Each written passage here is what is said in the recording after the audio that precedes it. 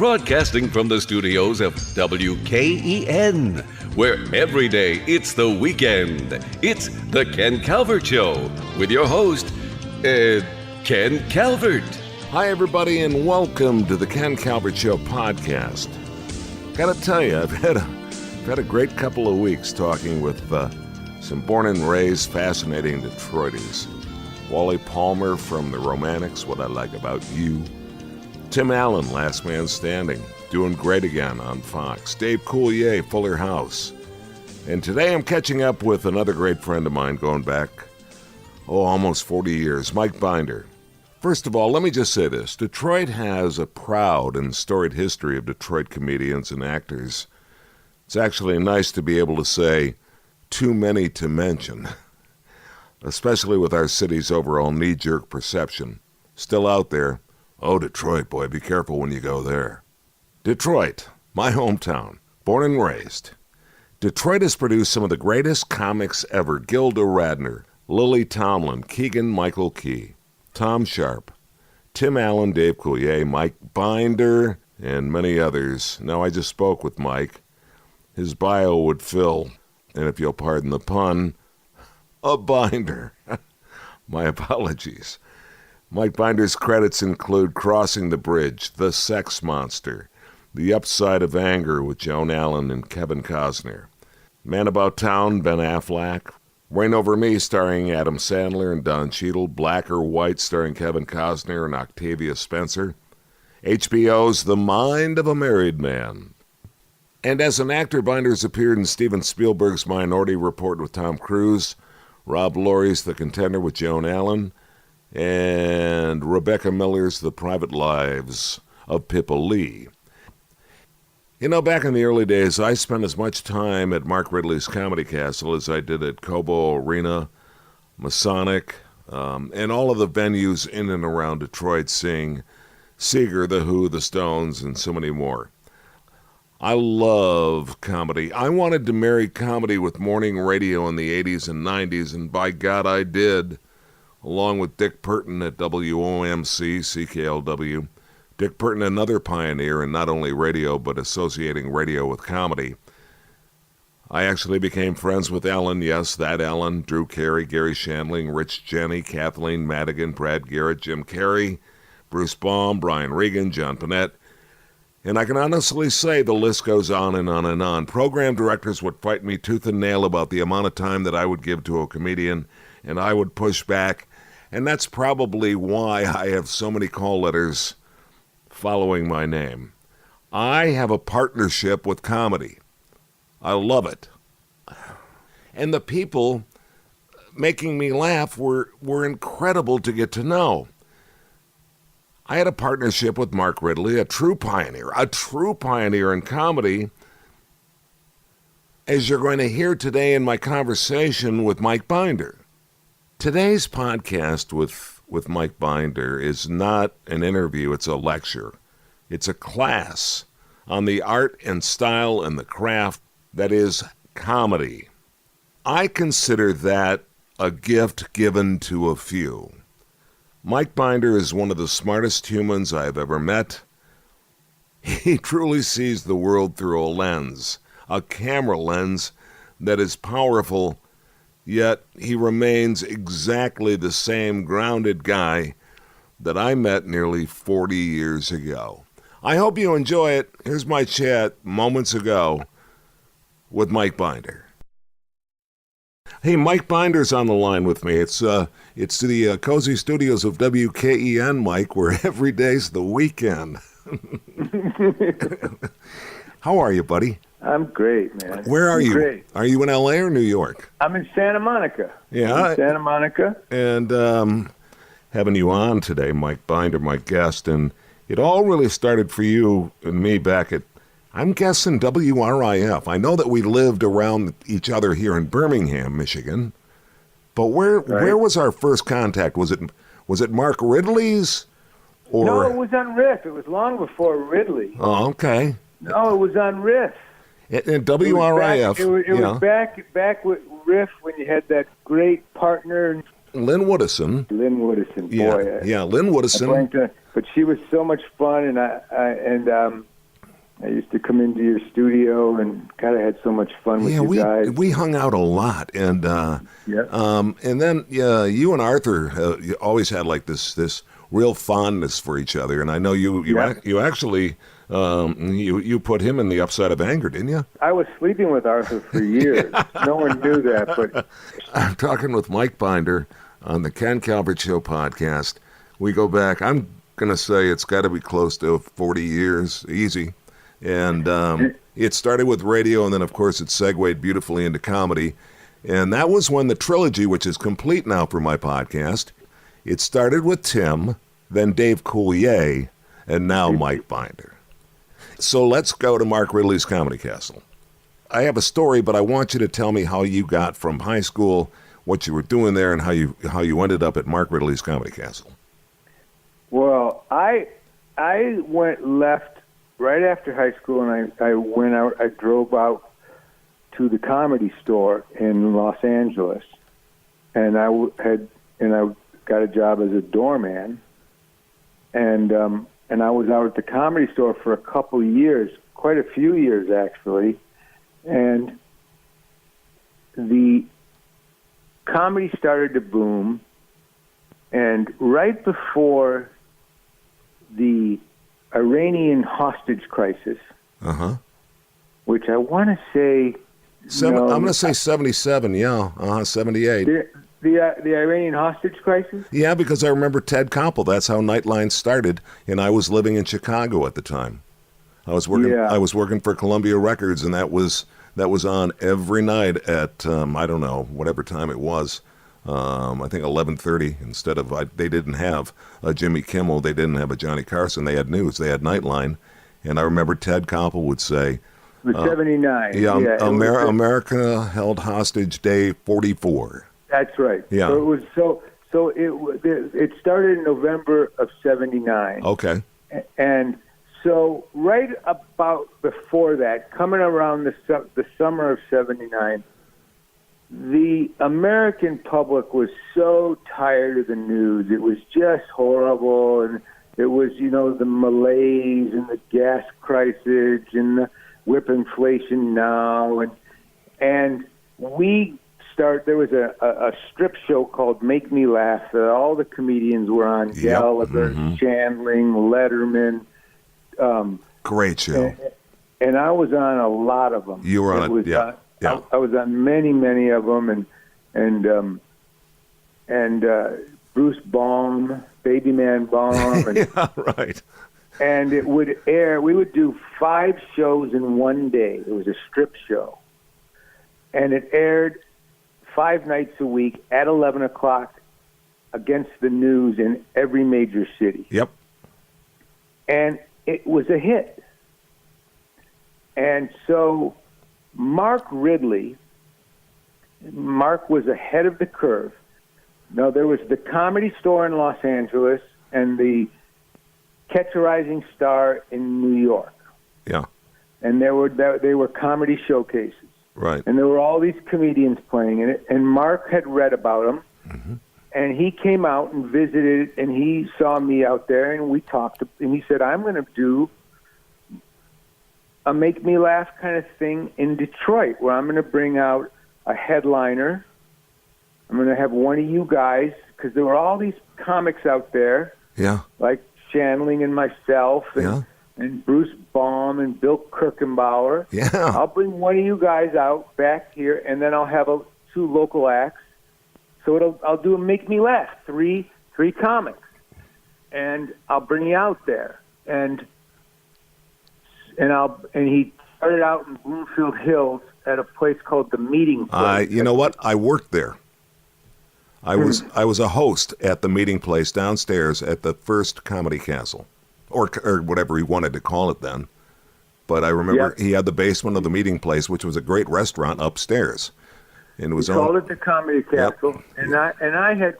And I had come back after I'd been playing out here for a while, and I had come back and played a club in downtown Birmingham. I forget what it was called.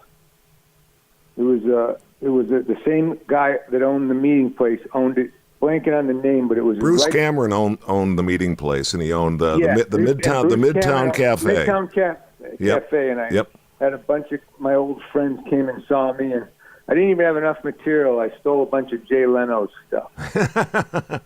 Yeah. And so Mark had seen me there, or maybe he had heard that I had played there. So he brought me in, and the opener was Dave Coulier. Yep. One night he did so good I couldn't even follow him. Yeah. He was so strong. Yeah. This kid from St. Clair Jordan, I don't think he'd been on stage but 10 times. Yeah. And he was so strong. Yeah. And we talked afterwards. I said, "You got to come out to L.A., buddy. This is crazy. You're too good." And he came out to L.A. We became roommates. Yeah. That's right. Yeah. We were best friends. We've been best friends since then. And but anyway, so Mark started that, and that worked. Yeah. And then a guy named Dino Vince came to see Mark's club, and he started the Cleveland Comedy Club. Huh. And I went and opened that club, and a guy named Dennis Miller was my opening act. Are you kidding? Are you kidding me? No. Wow. He did props. He's a prop comic. Dennis Miller started as a prop comic? He was a prop comic, yeah. Bruce Baum is the one that automatically comes to mind, of course, as a prop. And Gary Muledeer. Yeah, Gary Muledeer. And then by the way, I was just on Dennis Miller's radio show a while ago, and he told me the funniest story. He said he was going into a club in Boston. He had a bad rep, and he heard Muledeer had just played there, so he called him. He said, "Gary, what do I need to know about the club? Is it bad news?" He said, "Yep, it is." He said, "Let me tell you something, Dennis. Get paid in cash after every joke." That's brilliant. I know, right? It's really good. Then Dennis Miller's brother worked for these two guys who, in Pittsburgh, who opened up a club based on the Cleveland Comedy Club called the Pittsburgh Comedy Club that Bruce Baum and all the Make Me Laugh guys worked at. Jimmy Miller was the manager of that club. And he went on to Jimmy ended up moving out to L.A., and he was the booker at the Comedy Magic Club, and he went on to become a giant manager. He managed Jim Carrey and Judd Apatow and all these huge acts. Jeez. But so all the Make Me Laugh guys did that circuit. Ridley's, the Cleveland Comedy Club, the Pittsburgh Comedy Club, and then a guy named John Cochran opened up a chain of clubs called Giggles. Yeah. And we played Columbus, Cincinnati, Atlanta, and then it just took off from there. Some clubs opened up in San Francisco and outside of San Francisco and, outside of New York. And pretty soon, you could go out, a guy could go out, and guys that, like us, that were, playing, had that exposure on Make Me Laugh, yeah, could make $2,000, $2,500 a week headlining. Back then, that's a lot of money. 79 was a lot of money. Yep. And especially when it was just you didn't, you just go there. You didn't have a band. You didn't have. Right. Yeah. Your roadie brought a mic and a chair. And it was really funny because, you'd get there and these young guys would open these clubs, and they really just open up a club in an Italian restaurant or something, like the Meeting Place, or, and they'd put it all together and they'd buy ads and stuff. And I was a 19-year-old kid, and they'd be paying me $2,500 or $3,000 the second time, and you'd become friends with these guys, and he's 26, 27, and yeah. at the end of the week, you'd have to give me $3,000. You'd become friendly with the guy. invariably, you'd be snorting coke with him in the back. Right. Let me ask you a question. Why the fuck do I got to give you 2, 3? Why? Is this fair? Is this fair? I put up all the money. I did all the work. I paid all the ads. I did all this, and I'm giving you $3,000. I'm going to end up making $600 this week. Is this fair, Mike? Is it, Mike? Is this? I'm just asking you. Yeah. And his partner would go, "Hey, Jimmy, don't do this. Don't fucking do. We talked about this. Don't say this to the comics every week. No, I'm asking Mike. It's Mike. He's cool. Mike. Is it fair?" Wow. You know what I mean? And then I'd get back to LA, and I didn't know there was so much drama in comedy. Oh, it was hysterical. It was hysterical because we were all young guys, and so I'd say to Bruce Baum, "Did you have a problem with that Jimmy in Cleveland?" Oh my God. Oh, did he give you the "Is it fair" speech? This is wonderful. I didn't realize, and I'm going to have Ridley on hopefully next week, Mark Ridley's Comedy Castle. He went from the meeting place to a place called, I think, the Red Cedars on Telegraph, and that was downstairs. Then he went to a guy named Laffrey's on Woodward, which became the Jukebox, and that was downstairs. Yeah. And I remember working that club. In fact, you had a New Year's Eve party, and I was the MC, and you did. That's right. You did I think an 8 and a midnight show. And that's right. And you said, we're not going to do champagne in the first show, but we'll hand out splits in the second show. Well, all the people that showed up for the second show were already hammered, and then we gave them all a split of champagne, and they also had those little poppers. And there was like a dinky little screen behind the stage. The comics would have to slide back there to come out. And all I had to do was say hi, settle down. Let's start it off. Here's Dave Coulier. Here's Mike Binder. I forget who else was on that. But I remember I went out there. People were annihilated, and they started shaking up their cold duck or whatever the little champagne splits were and firing the corks at me. And you were like, "Ken, you make him settle down. I'm not coming out. And it was it was probably the worst night of my life, but the most fun I've ever had. But it was a great, great night. But you were a bit of an entrepreneur as well, because you also had that big show at what was once called the Premier Center. I think you did the Detroit Comedy Jam. Yeah, well, we did that, and we did it at the Royal Oak Theater, and we did it at the Fisher Theater. That's right. Yeah. So, I mean... Well, you want me to tell you a great New Year's Eve story? Yeah, from that night or just another one? Another night. Okay. I'll tell you a great night. I love this story.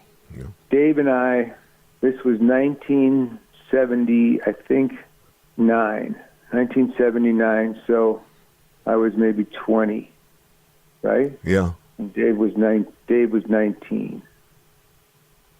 It might even been before that. A little before that. Yeah. We get this job. This guy calls up. I think Ridley got it for us to go up to Flint and to play this teen center on New Year's Eve.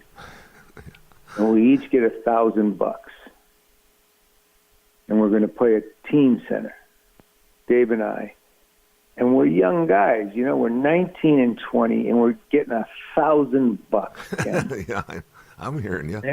And we can't even believe it. Yeah. So we get a limo. We take these two girls that we're both dating, and we drive up in the limo. And we go, and this guy's putting on a show, comedy show. And we get there, and it's like the absolute worst setup for comedy you've ever seen in your life in Flint. It's a giant stage at the back of a linoleum floor, a football field away. There's about 300 kids sitting in tables they're way away from us, And, we're like, they're too far away. That's going to be fine. They're going to dance later. They're going to be fine. Yeah, but we can't. We don't do comedy to people that just do your show. Right. We're begging the guy, this is not going to work. And these young girls, and we bomb. And it's horrible, right? Right. And the guy writes us each a check. He puts on record players, and the kids start to dance. And we drive home with the girls that we're with, and we have champagne, and we go out and party. And sure enough, Monday morning comes, and the checks bounce. Oh, yeah. Uh-huh. So we call the guy up, and he goes, I ain't paying you. Yeah, of course they bounced. You bombed. We're kids. We're kids. We don't know. I've never had a check bounce. I've never been paid $1,000, but I know I paid $300 or $200 for the limo, whatever, And Right. I feel like an idiot.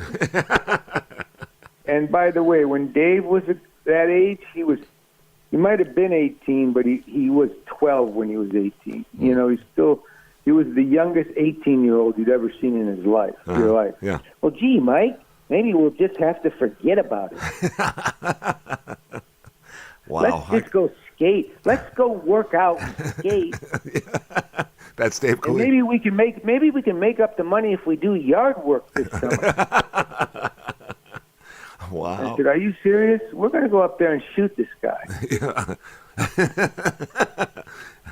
I know you didn't do that. No, but Dave was the most innocent guy I'd ever met. I used to call him Christian Shine Boy. He told me that story. Well, wait, let me just tell you the rest of the story. Yeah. So go ahead. So I call Ridley. Yeah. I go, hey, we got to get the money in. There's nothing we can do. And Dave just wants to forget it. So I tell my dad the story. And my dad is really pissed. Yeah. Right? My dad and Dave gets Dave and I in the car and drives up to Flint with us. Yeah, right. And I'd never seen my dad madder in my life. And at the time, I guess my dad was 45 years old or something, Yeah. And he just walked into this guy's office. The guy had like a print shop. He goes, hey, Buster, get over here. Right? Yeah. I goes, yeah. He goes, you owe these guys some money, and you're going to pay it. Excuse me? He goes, yeah, you damn right. And my dad and this guy got into it, and Dave and I were like, oh, shit. And it was the funniest thing. We watched this whole thing go down, and sure enough, he left with $2,000. You're kidding me. You remember my dad, right? You bet I do. You bet. It was so funny but here I was thinking I was a tough guy, and Dave was like the little kid. And my dad goes, get in the car. Get in the car. Dave, get in the car. And then and we were like quiet all the way to Flint. I said, oh, shit. Wow. And he was mad that I didn't do it. He was like, just get in the car. Well, you got the check. It came home. It bounced. Your dad took it from there. Yeah, it was just so funny. Well, if this is the way show business is going to be, you aren't going into show business. Well, that's what he was saying the whole way. This is the kind of people you want to be in business with? Well, Dad, I don't know. I don't know. If you don't get paid, you didn't get the money beforehand? It's still pretty close to that, though, isn't it, for comedians? Yeah. Yeah.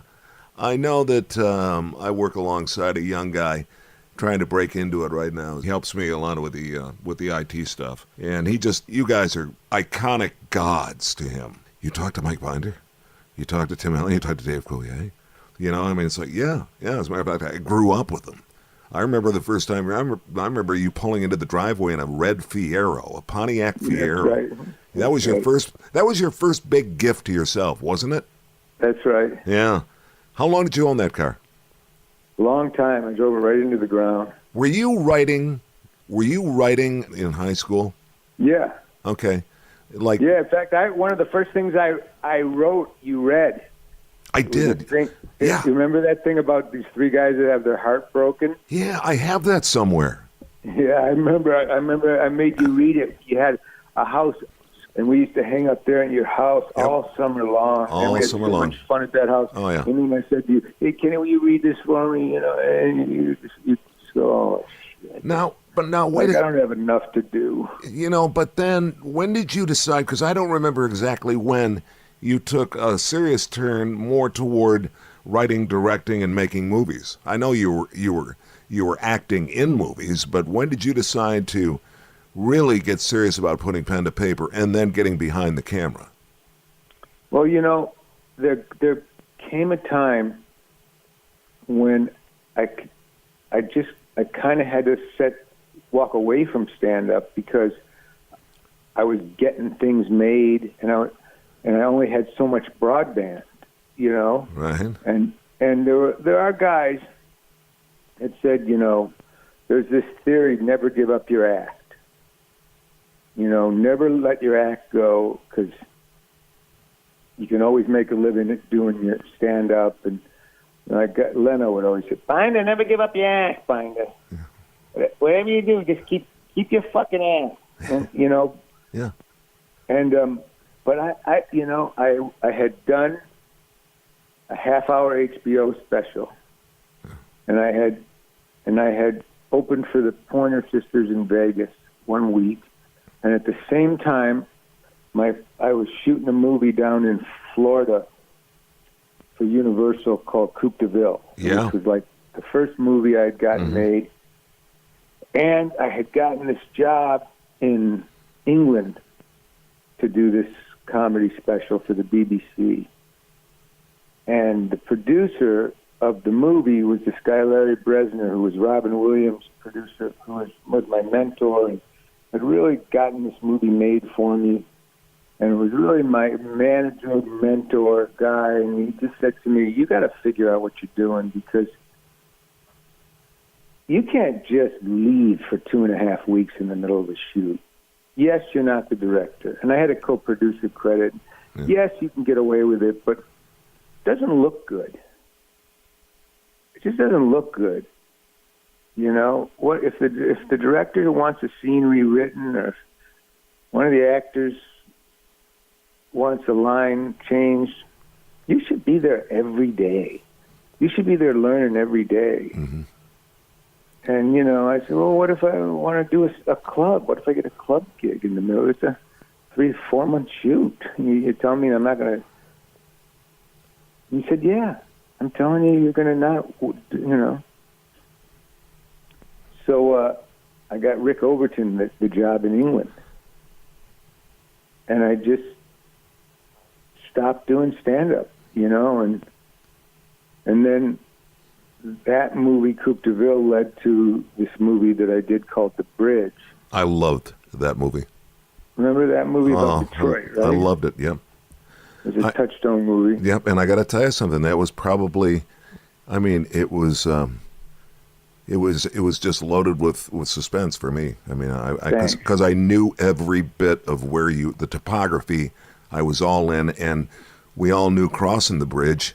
No matter what, you were just hoping, praying to God that somebody hadn't left a roach or something in the car, because 1 out of 3 cars would get pulled over into the garage zone, and they'd go through your car just looking for stuff.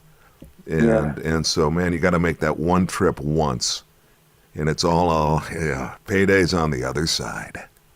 So I made that, and then from that, that movie, when I made that movie, the guys that ran Touchstone in Disney at the time, Jeff Katzenberg and Michael Eisner. Oh, I think I've heard of them, yeah. Okay. They watched it at Jeff Katzenberg's house late one night, and they both just said, that's our childhood.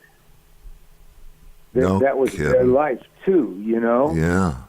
And they said, what do you want to do next? And I said, I want to do a thing about my summer camp. Great movie. And they said, we're both summer camp kids too, so they gave me $10 million to go make it.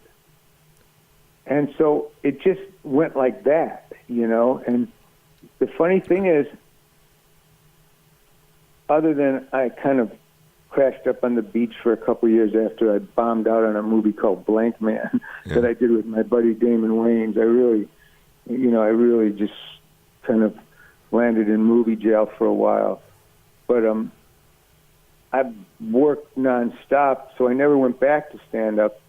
And then the funny thing about it, Ken, is about 8 months ago, I'm getting ready to do this thing in London with Owen Wilson and Kate Winslet that I've been working on for a while. Yeah. And I was leaving Owen's house out in Malibu because we were working on the script.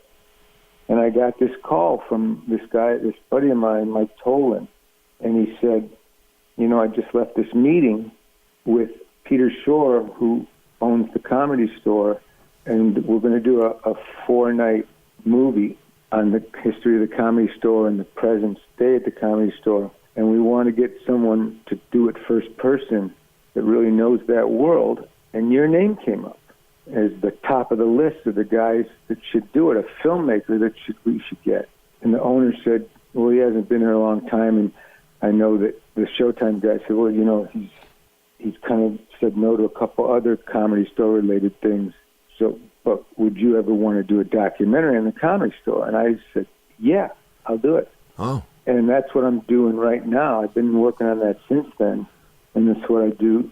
So that basically, I'm doing it now, and I'm going to be working on it for the next year still, and I'm doing this really intense deep dive into not only the history of the Comedy Store, but what's going on now in comedy. And it's a 4 Sunday nights in a row, a year from next spring, because the Comedy Store is in another second golden age, Right, yeah.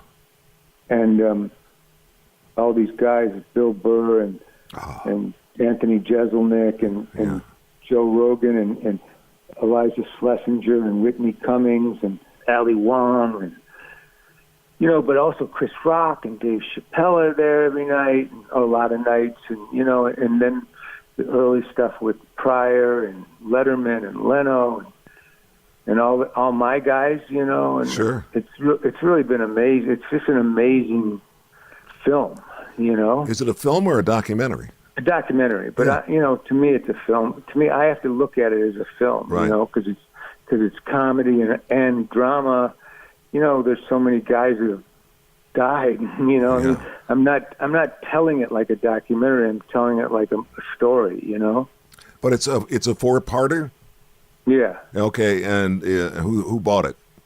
Showtime. It's on Showtime. No kidding. And it'll be on like a year from right now. Yeah. Wow. Well, no, a year from this spring. Oh, okay. Okay. Because I'm going back and forth. I'm going to be in London working and coming back. I'm doing. It's going to take a long time to do it. Yeah. It's funny. I want to get back to something you said that Leno said. Never lose your act.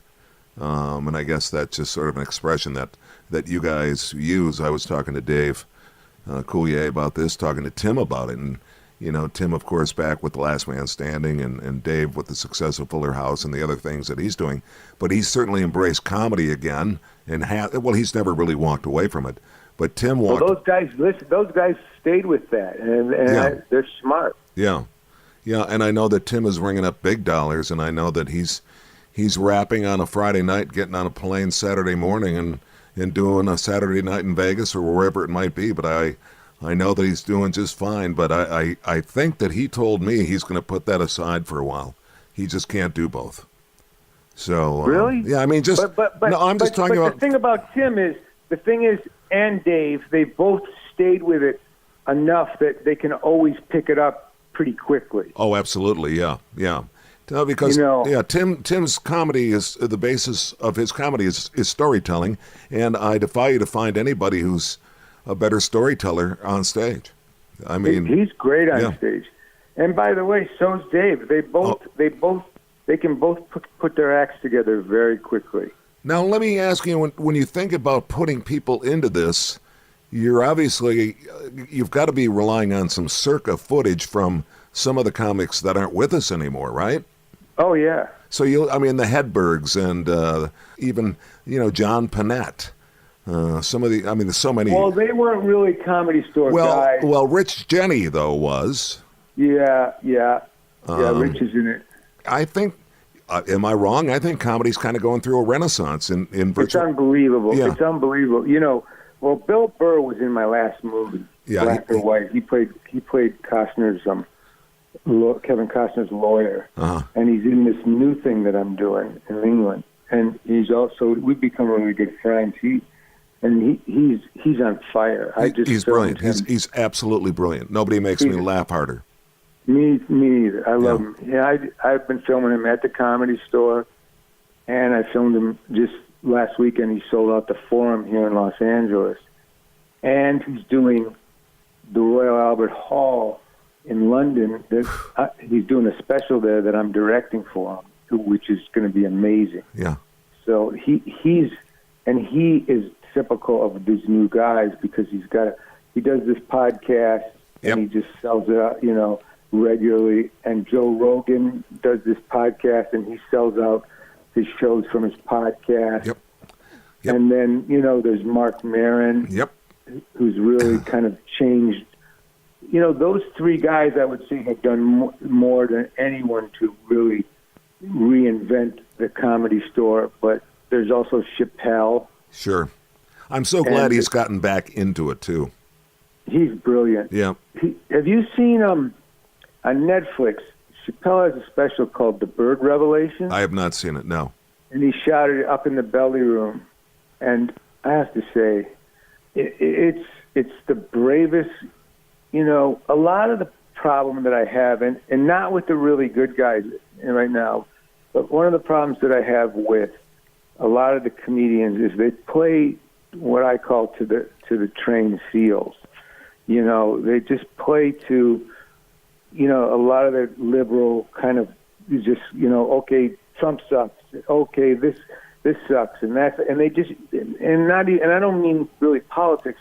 They just know, they go for jokes that they know the audience, it's okay to laugh at, and they know the critics will like if they have these type of jokes. Sure. Yeah. And they don't really, it's not very brave. What did you call it? What did you call it? I want to remember that. They trained seals. Sure. It's the late night audiences. They're the monologues and the things that the critics are saying are so great.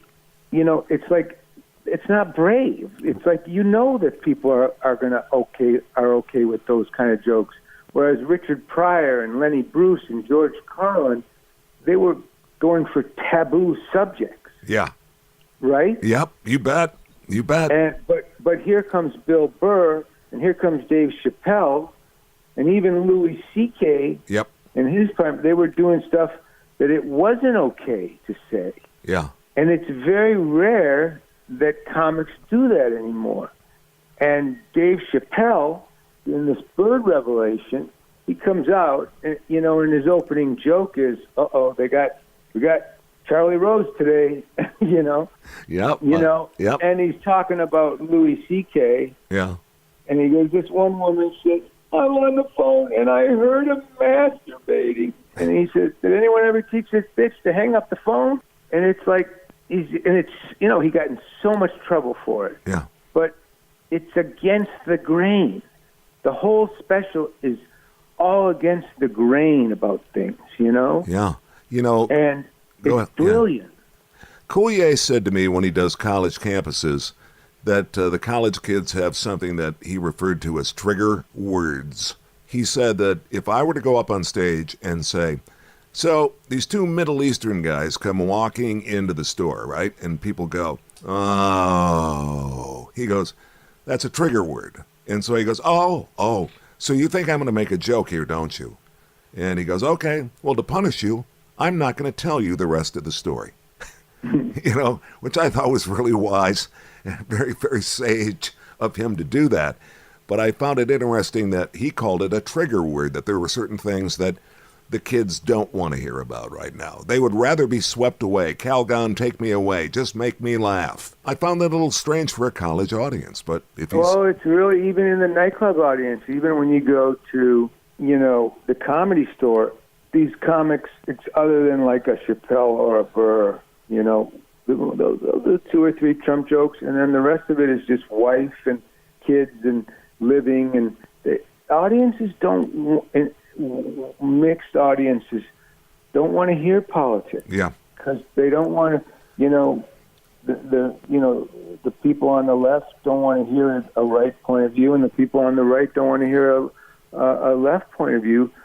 They just they're not interested in hearing it, so the comics stay away from it, And then when you go see these guys in concert with their own crowd, then they can really do their own thing. Sure, because once it's established, then the people that go to see them are the people that are going there because they want to hear that. They want to hear that brand and that style and that leaning. Yeah. Okay. Yeah. What about Lewis Black? I don't know much about him. Okay. He's not really a Comedy Store guy.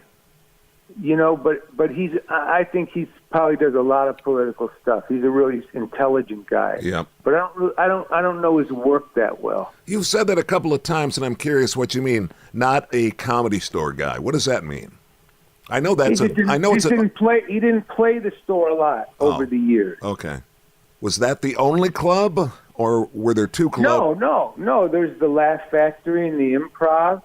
And in New York, there's a lot of New York guys at the Comedy Cellar, and so it just when I started at the Comedy Store, there were certain guys that Mitzi liked, and there was certain style of a Comedy Store comic, and and it's still the same way. There's certain a lot of comics play the Comedy Store and the Improv. A lot of comics are only Comedy Store guys, right? And I don't know, I mean, it's... But you're a Comedy Store guy. Well, I'm not anything anymore, but I was a Comedy Store guy in my day. I started there, and I was definitely a Comedy Store guy. I was the quintessential Comedy Store guy. I mean, I did all my HBO specials, other than the one I did in Detroit, were shot at the Comedy Store, Mitzi Shore, Pauly Shore grew up in the Comedy Store. Yep. And Mitzi, I believe, left us, went to the other side a few years back. Yeah. You mean Soviet Union? No. Oh, yeah. She passed away. Yeah, she passed away. I thought she maybe. Yeah. I'll tell you, it's great. I was just telling someone a great Pauly Shore story, because he, my first job when I got out here, I was his babysitter during the day. I thought so. I was going to ask you that. I thought so. And so he was a kid that his father was a comedian. He worked at the Comedy Store as just as a little kid, serving, in the back, helping with the cooks. And he just loved comedy and just wanted to be on stage so bad. So when he was about 7 years old, just a cute little angelic kid, the very first night he ever went on stage, this guy named Marcus Hamilton, this Southern political satirist, said, "Okay, I'll bring you up during my act. How about that?" Because he was dying to get on stage. His mother said, No, you're too young. Don't go on stage. You're too young. So one Saturday night at the La Jolla Comedy Store, Argus says, "Well, I do this bit where I play Bing Crosby. I say, Bing Crosby, here, look at my children. Look at my son Nathaniel. I'll bring you up when I say Nathaniel, and I'll let you say, hi, I'm Nathaniel." "Oh, thank you. Okay, I want to do it. So it's a Saturday night, jam-packed club down in San Diego, 300 white people dressed up, just all fancy. You can't get more conservative than you in La Jolla. And he comes up, "Hey, Bing Crosby here. Love my children. Here's my son Nathaniel. Nathaniel, say hi." And this little kid comes on stage, and he hands him the microphone. Instead of saying, "Hi, I'm Nathaniel," little Paulie says, "Suck my cock." And the crowd just goes silent. And all the comics in the back rolling, laughing, which makes it even worse, because it looks like Argus put the kid up to it. Right. And for the rest of his act, he can't beg a laugh, because they think, what a creepy thing to do, to have a little kid come up and do that, Yeah.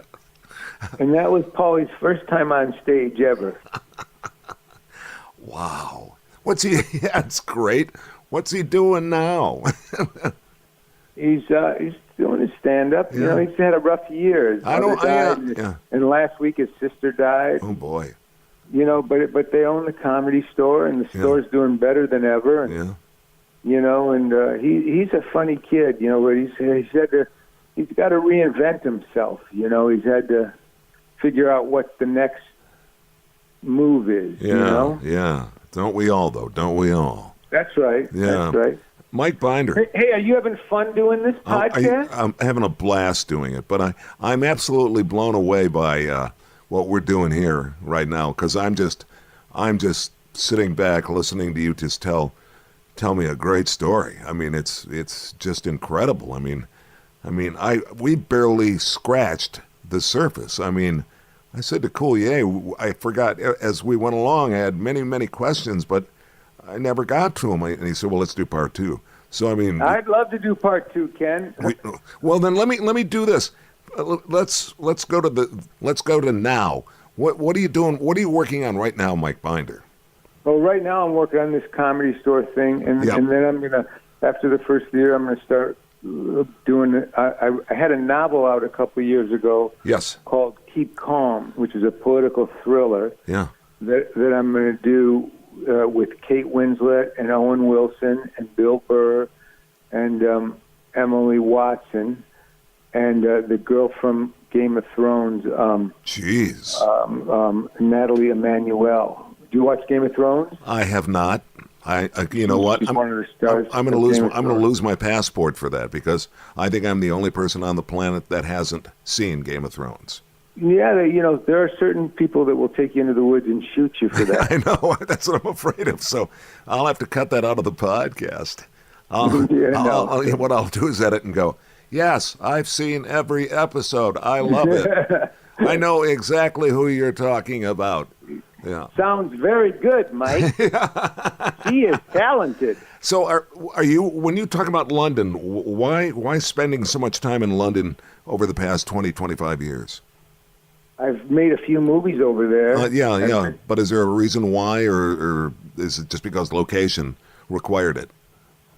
I like it over there. Yeah. I like it over there. My family likes it over there. Yeah. I just like it over there. And this book is set in London. Yeah. And London's a town I like. I like to walk. You know, I like to smoke cigars. I like London. I really do. It's really my favorite town. Hey, I have a question for you, and I'm not going to let myself forget, so I'm going to jump in here. Do you ever read other people's scripts? I don't. Yeah, most people don't, do they? I don't. It's really not good for me to, legally or just head-wise, you know? Uh-huh.